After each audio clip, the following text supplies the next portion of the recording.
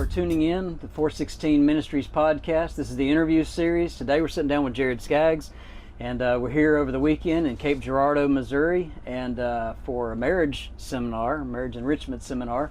And so thank you for the invitation to be here, but thank you for coming and sitting down with us and just talking a little bit about the work here and some of your time as a student at the Memphis School of Preaching, and we'll get into that here in just a moment. But I appreciate the work that you're doing here, and as we've talked over the weekend a little bit, I think that's it's evident. This is a hard-working church.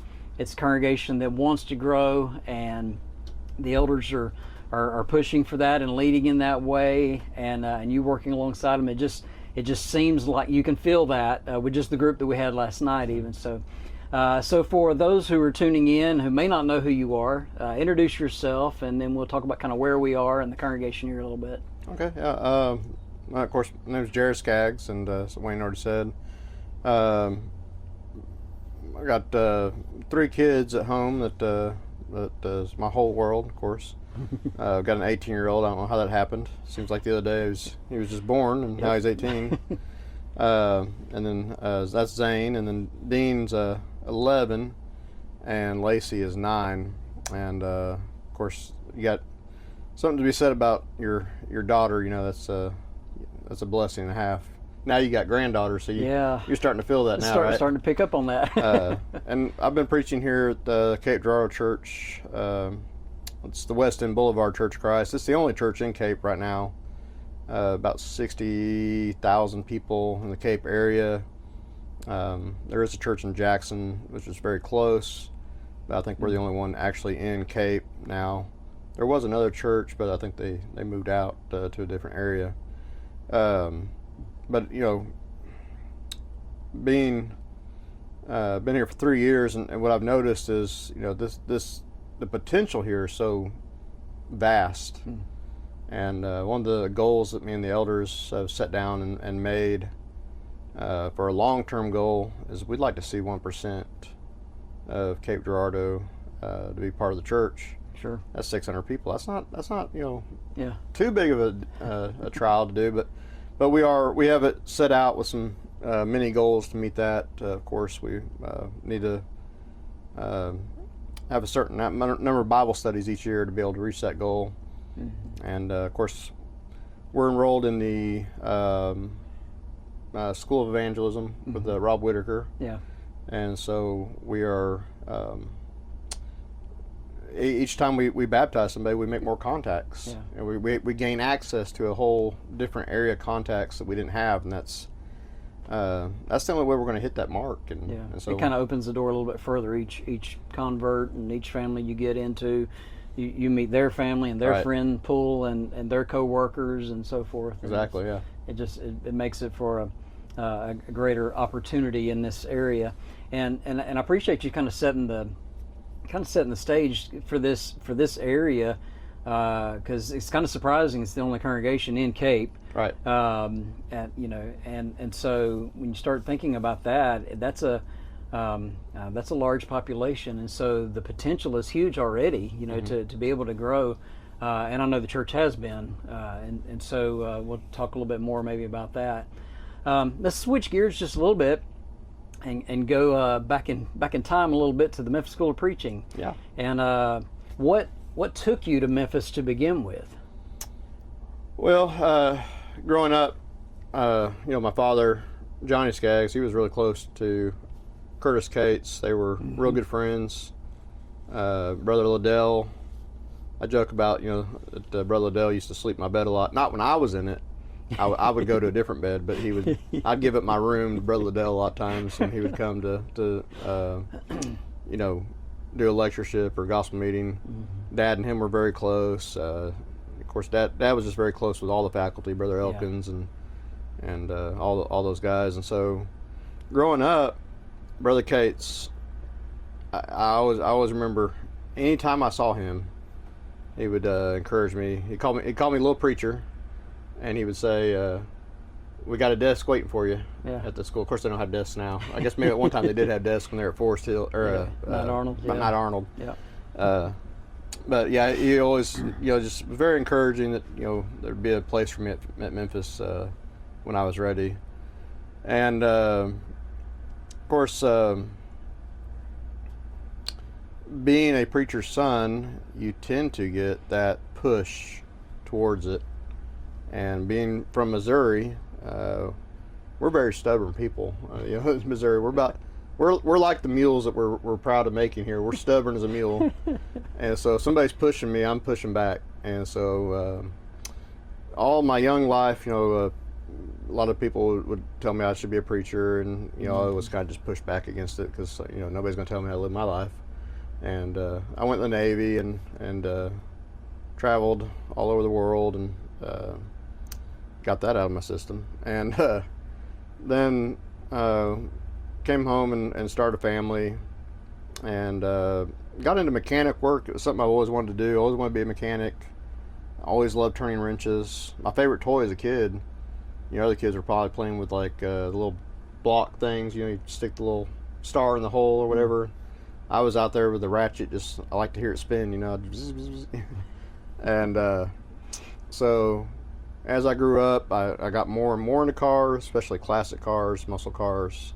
Had several muscle cars in my high school years, and so I got out of the military and changed direction from graphic art to being a mechanic, and went to Jacksonville. Got an opportunity to run a shop out there in Jacksonville, Florida, and had four bays, 3 lifts, all to myself. All the cars I could possibly want to work on, and it was just everything I would always want to do. I always wanted to have my own shop. It was about as close to that as I could have got without deep pockets. And it was about that time, well, maybe a few years back, that the push had stopped. It was like, okay, well, he's doing what he wants to do, and we'll stop trying to encourage him to preach. Let him do his thing. Let him do his thing. And Steven, my youngest brother, went to preaching school, so his dad's like, okay, well, I got 1 out of 3, I guess. So maybe that stopped the pushing too. But it was at that time I was working, doing mechanic work, that some issues arise in the congregation I was at, and I got really upset that that people were just letting these things happen.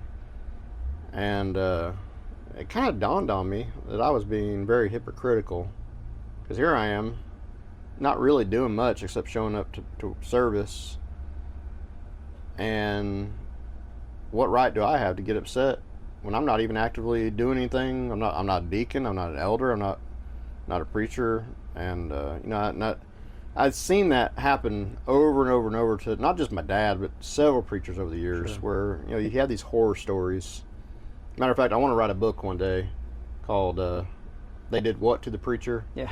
And it'd be like Dragnet, like the names and places will be changed for their protection, but just stories of like horror stories, like just let people know, because most people in the church don't know a lot of things that happen to us as preachers that we deal with, and we don't want them to know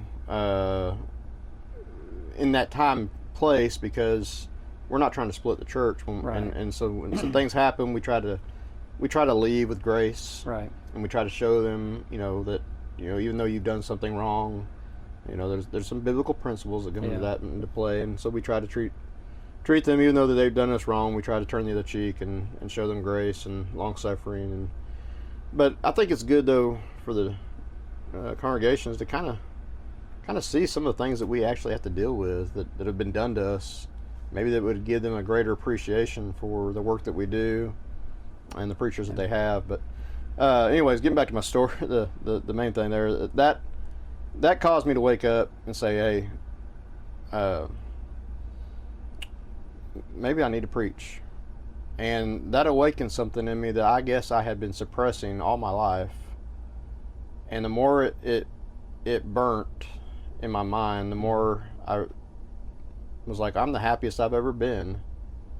And there's a desire to preach. I always thought, I will take Curtis Cates up on that offer someday. And of course, about that time, Brother Cates got sick, and I realized I'd messed up, and I wasn't going to get it to sit underneath his feet. And so one day I came home from work and I told my wife, I said, I think I need to preach. And we talked about it. She agreed, and sold everything we had basically and went to Memphis. And went there from 2014 to 2016, I think, when I graduated, if I remember right. What, as far as your time there, and I know a good number of your classmates, good friends with a lot of them, and what's some of the highlights and some of the things you might want to share, during that 2-year period, instructor-wise, just maybe some of the events you're going to, things that were that stuck out in your mind that were key, not just because of the camaraderie, but also key to, things clicking and pulling it together, and starting to, because I think there's a couple things that happen along the way, probably in each 2-year class period, for each class, that something kind of clicks with us and goes, okay, I can see this. I'm connecting this with this, and this is what I want to do rest of my life, if the Lord will use me, and so kind of what was your experience, during that 2-year period? Well, I went in to the early summer, so I got both summers, which I think if you can go to Memphis, if you're going to go to Memphis, I think you should try to get both summers, because I think it's so vital to get logic in that one summer. But then you also got the other summer, I think it was is that the intertestament period or is that archaeology? I can't remember now. I think those two were flip-flops, so whichever, yeah. But I mean, both summers are vitally important stuff, and you really miss out on a lot. So I came in ahead of my class a little bit, and came in the summer, and I think instantly it just was kind of like one of those. I think it instantly clicked, like this is where I was always supposed to be at. Having gone through boot camp, it was not as, and going through college, it wasn't as big a shock to me, I think, as it was to some others. I know several of my classmates had never been to anything like that. Some of them were new converts. Some of them were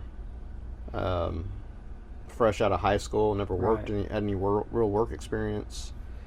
And so I think for them it was different. For me, it was just like, this is the right time, this is the right place.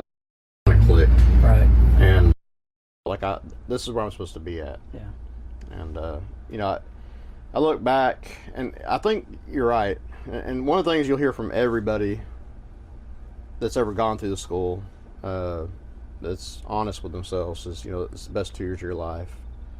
And I think we were talking about that earlier. It's you don't just like with boot camp, you don't really see it as that when you're doing it. Yeah. I remember in the Navy boot camp, I remember writing home to Mom all the time, like, Mom, I don't know what they're doing. This whatever they're doing is illegal. Get a lawyer. Get me out of here. This is wrong. They're abusing me. Right. Yeah. Yeah. I was like, but then, and it was hard. It was difficult. Yeah. But then years back, I look back at it and I was like, I kind of want to go back to boot camp. Like, I was in good shape in boot camp. And it's kind of that same way with Memphis. You look back at it, you remember you didn't have any. You had a buffer, really, against our adversary, the devil. Yeah.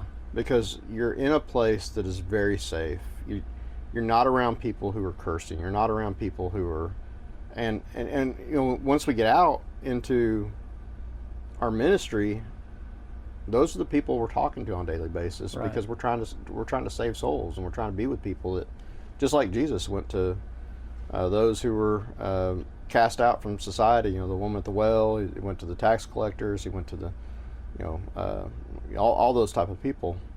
And so you had that bubble of safety there. Right. And man, I'll tell you what, it was great with the kids. Yes.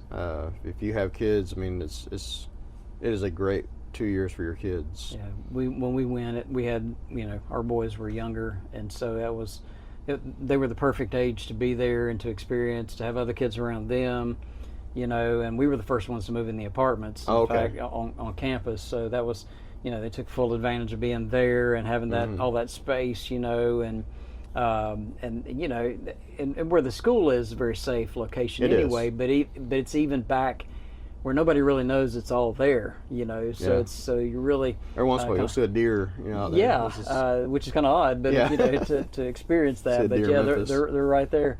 But it's, you know, you have that bubble, you know, and you build those friendships while you're there. And, you know, before we were, you know, started filming everything, we were talking about, you know, you bond over traumatic things, you know. Fourth quarter is very traumatic. some very difficult things, you know, that you go through. But, you know, but just like you were talking about with the idea of boot camp, you know, there's a mentally there's still this kind of breaking you down to build you up, right? You know, and so that you can be the man God wants you to be when you leave, and you're prepared, you know, as best as they can in 2 years. I mean, when you start breaking it down, it's really not that long. No. You know, to go out. I mean, Jesus had 3 years with his apostles, you know, so. I've said that before. I was like, they need to make Memphis 3 years. I mean, if Jesus took 3 years, you know, Memphis. You'd have people going, absolutely not, we're not doing that. No, not 3 years. Yeah. Now at least there's a graduate program, you know, so you can continue on with that. So that's kind of nice. You know, there's, and you know, and I'm, you know, I think about the instructors and the impact they had on us as well. That was, all of that was just huge for me going through, and I'm sure everybody that I talk to, that's, you know, they have their, you know, and I'm not going to ask you your favorite, you know, but you know, we all have our guys that were our instructors that we learned the most from. You know, that we were able to either relate to, or the way they taught. You know, we learned from all of them, no doubt, but at the same time, you know, some of them had a way with the text, and they could, you know, help us understand things that I had not been seeing, you know, all this time, you know, and so I think that's important. I think they all taught. It'd be hard to say who's my favorite, because, I mean, you have Brother Elkins, and it's just like, nowhere in the world will you ever find a more true example of what a gentleman is. And he was funny, and he was kind, but then when he would teach you, well, his test. You know, it would just say exegete Romans chapter 2, and if you didn't know Romans chapter 2, you're in trouble. So, you know, his tests were, it wasn't a try to trip you up, it wasn't a multiple choice, tell me what you know about the text, and you better have studied it. Whereas, you know, other instructors like Brother Mosier, I mean, what can you say about Brother Mosier? You know, he taught us a lot of how to think critically, like, you know, think about these. He would throw things out there, and then he would be like, well, no, that's not, you're not thinking about it correctly. Think about it like you know, use your mind and break that down. And he, of course, you know, he's very intelligent. I forgot what that, he's in that club, only smart people get into. I forgot what it's called, like MRSA or something like that. Or, or I can't think of the name of it right off the top, because I'm not in it. But he's a very intelligent person. He uses that logic, and so he has a way of teaching you how to think. And of course, all the instructors teach you how to study. They all had these attributes, you know, like that. I mean, Brother Cates, you know, Dan. I mean, I love Dan and Andy both. You put both of them together, you almost got Curtis. You know, one's got one part of him, one's got the other part. You can hear him. Oh yeah, you can hear him there. If I close my eyes sometimes, you know, and just kind of squint, you know, with Dan's hand motions and stuff, it's like, you know. But you know, he is just underrated, the amount of intelligence he has, and all the degrees, they're not on the wall. You know, he's not flaunting it, but he's got more degrees than than I got shoes. And but I remember Brother Curtis talking about, you know, well, when you get that diploma, best thing you can do is fold it up, put it in your bottom desk drawer, and get back to work. Get back to work. Know? So they all had these attributes, and they taught you different things. And it would just be hard to really say, like, who's your favorite, you know. And I don't want to leave out Brother Bobby or Brother Bland. And what can you say about Brother Bobby? Except, well, you know, brother. well, brother. He taught us how to make cornbread correctly, so That's funny. You know, you gotta love Brother Bobby. So let's kind of finish up with the thinking about the church here again. As far as, like, you know, thinking about a plan to, you know, and I like the idea of the goal that you talk about with the elders, you know, trying to get the 1%, you know, of this population here in Cape Girardeau. And you've said you've done the house to house School of Evangelism, part of that training with Rob Whitaker and everything. Is that so? How does that continue to kind of show up in the congregation? How do you, you know, you've had him here, you know, and went through the training, but, you know, how does that continue on, and how are you seeing that in the membership?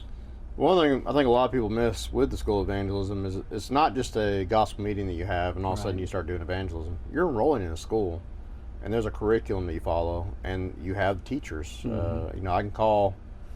I've always been able to call Rob. Even matter of fact, when I went to Jay, first Bible study I ever had outside of preaching school, I got Rob's number. Of course, he wasn't doing the School of Evangelism, but I knew Rob, and I called Rob for pointers. And boy, I mean, he just picked up and he talked my ear off for hours.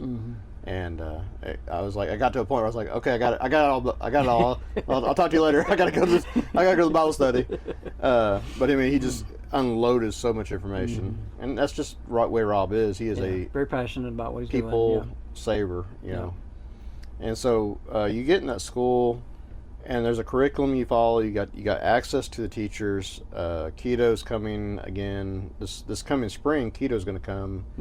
And he's going to help do some training with some of our special groups that we've set up, and so you preach, you know, the whole counsel of God throughout the year, but I think you have to kind of sometimes every once in a while jumpstart the evangelism again with lessons, and we've got members here now that are doing Bible studies on their own. I don't even know about it. I had one I don't know, a few months back. First thing I heard about any of it was, hey, we're having a baptism up here. Can you come take pictures? I was like, hey man, that's awesome. On the way. I didn't have to do the Bible study.